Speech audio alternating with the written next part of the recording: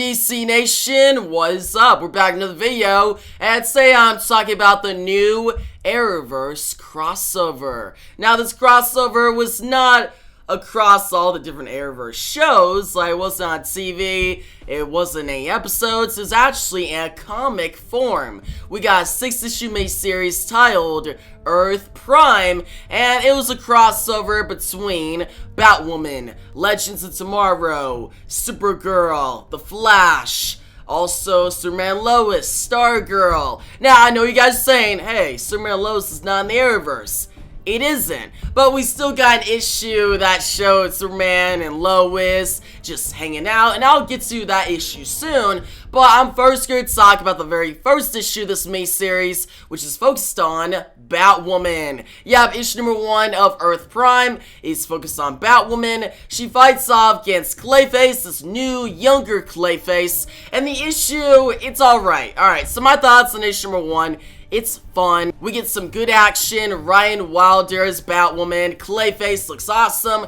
The artwork is decent. And the writing, it's alright. Like, if you're a big fan of Batwoman, then you'll love this issue. Like, if you love the show, you'll love the issue. But for me, I'm not a big fan of the show. Its writing is all over the place. And the writing is kind of all over the place here in this issue. I thought it was alright. It was a decent start to the event. And the issue ends with Clayface being recruited into Magog's team, and we get Magog. He's debuted. He's the big villain of the storyline. He's from a world where he sees the heroes as villains. He's basically the Magog from DC's Kingdom Come storyline. The greatest, well, not the greatest, one of the greatest DC stories of all time. It's one of my favorites. Like, it's awesome, especially just Alex Ross's artwork in that story is so good. But yeah, Magog being the villain here, it got me excited, it got me invested. And Magog, he makes a good debut in the first issue. Him talking about how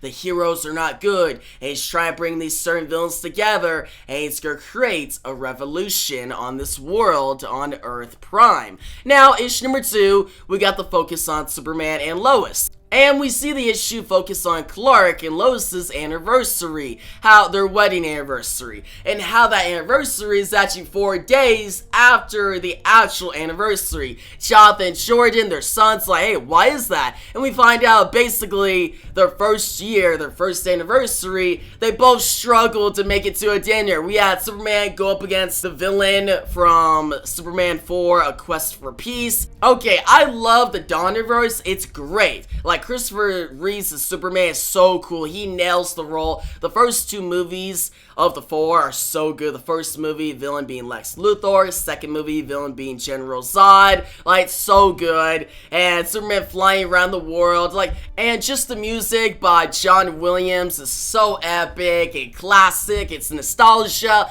But the third and fourth movie of the Donnerverse is kind of weak. Like, the third movie's not that bad. I actually enjoyed that one where Superman fights off against Lex again. We got like an evil Superman. That was actually kind of interesting. But the fourth movie, The Quest for Peace, I can't really give it the benefit of the doubt. It's kind of like a guilty pleasure in a way where it's just like, I watch it just for how dumb it is. Like, that's not bad. Like, it still has some fun moments, but that's the movie where it just goes over the top, and it could have been better. But yeah, having the villain from that movie, I forgot his name. You guys tell me his name down below, that villain. But he shows up in this issue number 2 of Earth Prime. Superman fights off against him, and then we got Lois going up against the Toyman, and then later in the issue, we got Superman go up against actually Lobo. I was actually surprised by this. I was kind of disappointed because, okay, Lobo's showing up, awesome, and his interactions with Superman in this issue are so cool. I loved it, but I want to see Lobo in live action. We saw him in Krypton. I'll say that. Krypton is actually a really good show.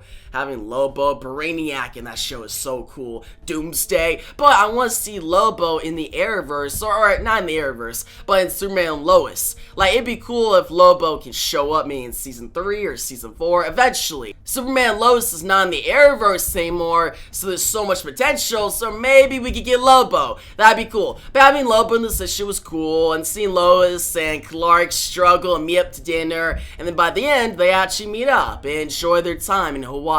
It's a nice tale that fits the tone of the Superman and Lois show. But the big thing that gets me interested is when Magog, he shows up at the end, and he enlists the help of the evil Superman. Yeah, the Superman with the black suit. We get kind of like an origin of this evil Superman, and just seeing Magog enlist his help, it got me hyped. That was my favorite part of the second issue of Earth Prime, and I started getting more interested. Now, issue number 3 is focused on the Legends of Tomorrow, and we see him fight off against these alien beings, like these alien species, and we get some story on Booster Gold a little bit, but honestly, issue number 3 of Earth Prime is the weakest, because okay, it fits the tone of Legends, or at least the Legends of Tomorrow show that is after season 4, going onward, but my thing, I don't like Legends of Tomorrow anymore. I loved Legends, like that show was great in season 1 through 3, but after that, season 4, I didn't really like. In season 5, I dropped off. So to see it just still have that same tone that I don't like in this issue, I didn't really enjoy the comic.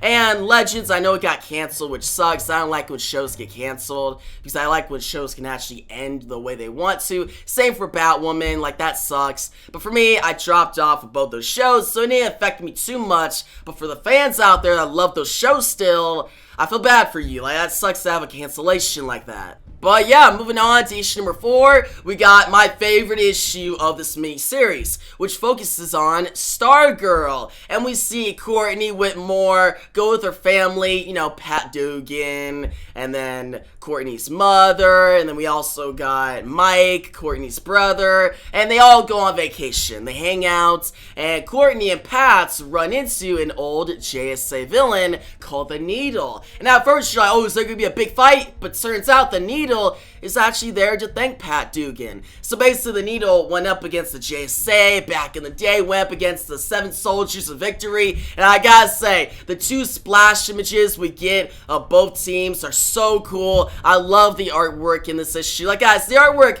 throughout the Earth Prime miniseries is all over the place. Sometimes it's good, sometimes it's weak. Issue number 4, the artwork for Stargirl's issue is really good. And from there, the Needle thanks Pat Dugan because the Needle, he got beat by the 7 Soldiers of Victory, got sent to prison. He was in prison for a while, but then eventually got out and got to spend his days with this woman named Melanie. And he had a great time with her. She eventually passed, rest in peace, but he appreciates the time he got, and he kind of had a new mindset because he went to prison. He went from being a villain to now just a guy who wants to live the final days of his life. And he thanks Pat Dugan for putting him on that straight path. And seeing Pat's reaction, that'd be like, wow, this is nice. And Courtney and the Needle teaming up, like, it was great. I loved it. It fit the tone of the Stargirl show. It just shows why that show is so great. Like, I'm so excited for season 3 coming up with Starman now training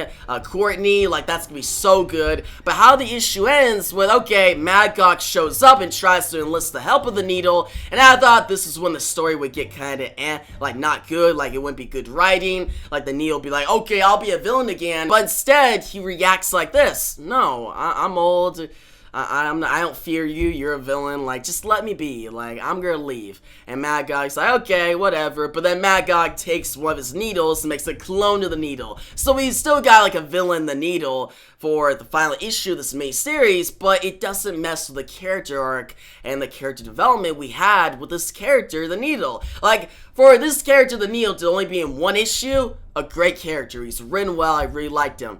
Now, issue number 5, we got focused on the Flash. Now, not Barry Allen, but his kids, Bart Allen and Nora, Impulse and XS. They fight off against this villain, the Evil Eye, and the whole issue is not that good. Like, I did actually not enjoy issue number 5 that much. It's not that good. The writing was all over the place, and the villain, the Evil Eye, is the weakest villain of this mini-series. But what did get me hyped was Wally West, the Flash, being back. Guys, he has to return eventually. All these speedsters keep coming back on the Flash TV show except for Wally. Like, come on, Wally West, Wallace West, Kid Flash. He's a cool character, I want him to return, but I guess this is the best we'll get. But seeing fight up against Magog and be transported away by someone who isn't revealed until the final issue, which I'll get to that reveal soon. But getting to issue number 6, the final issue of this miniseries, the grand finale. It's a great issue. It's actually a good finale. It's at the quality of issue number 4 with Stargirl. Like, issue number 4,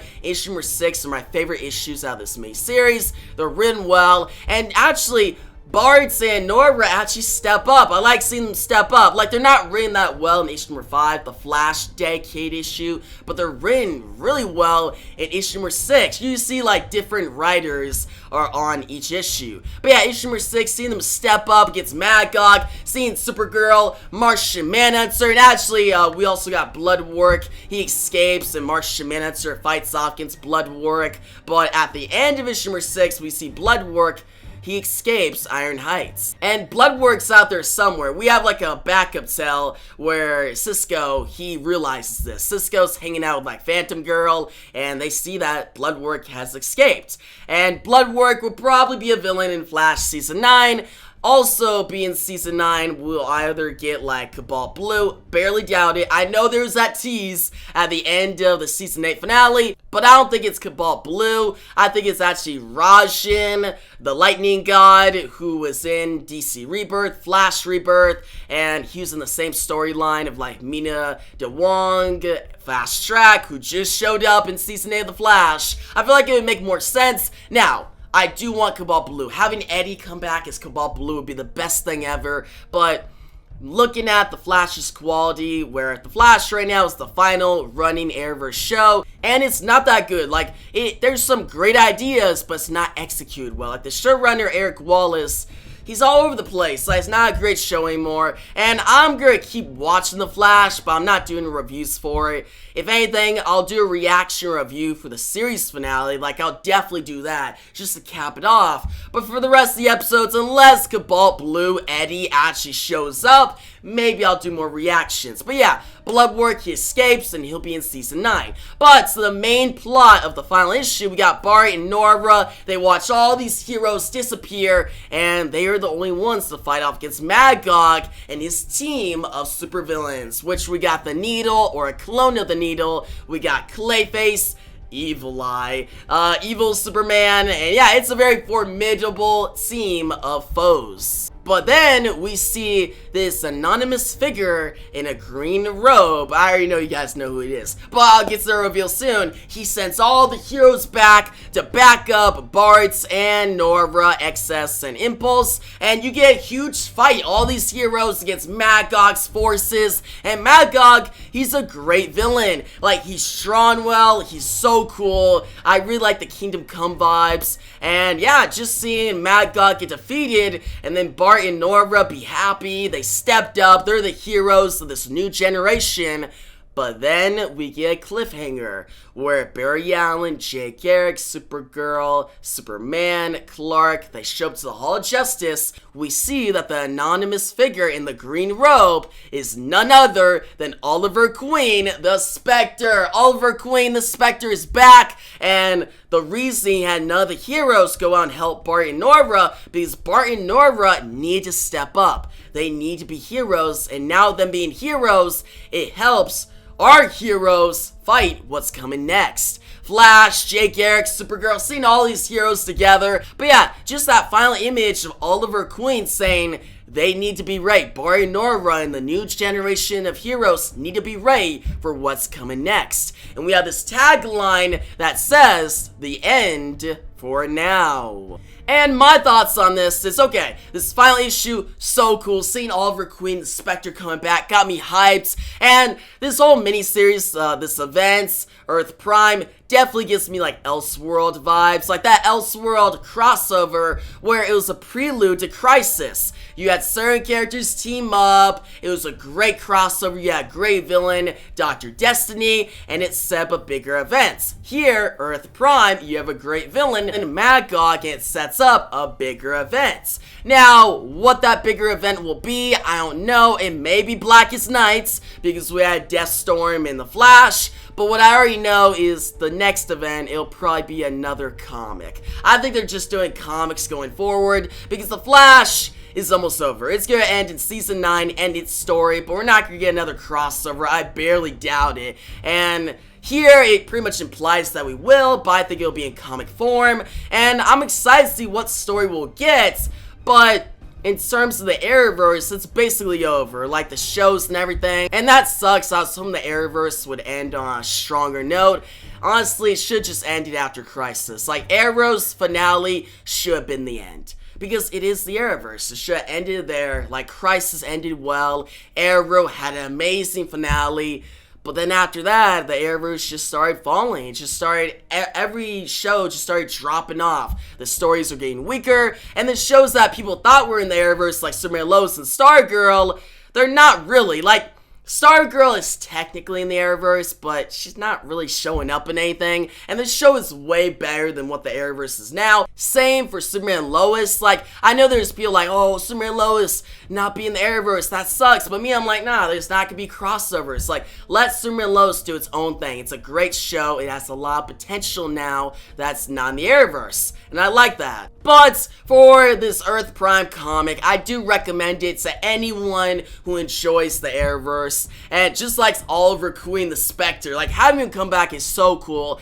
And if you like comics like me, like I love comics, and in terms of this, if it's just comics here on out, I do think that they need to get the writing better, because the writing here in this Earth Prime comic, it was alright. It fit the Arrowverse, but in terms of like other comics, it's not that level. I think they need to get some big writers, and for the next event, the next comic event that's supposed to be probably the size of Crisis on Infinite Earths, but in comic form, they should go all out, make it amazing, and make it a great conclusion to the Arrowverse. Yeah, it's in comic form, which sucks. I'd rather have it in TV show form, but we're past that point. The best we could get is maybe another good event in the comic form. But yeah, guys, tell me your thoughts on this Earth Prime comic Arrowverse event down below. What did you think about it? What was your favorite issue? I already told you guys my favorite issue was issue number 4, the one focused on Stargirl, but I also liked issue number 6. Also, tell me your theories on what the next event could be.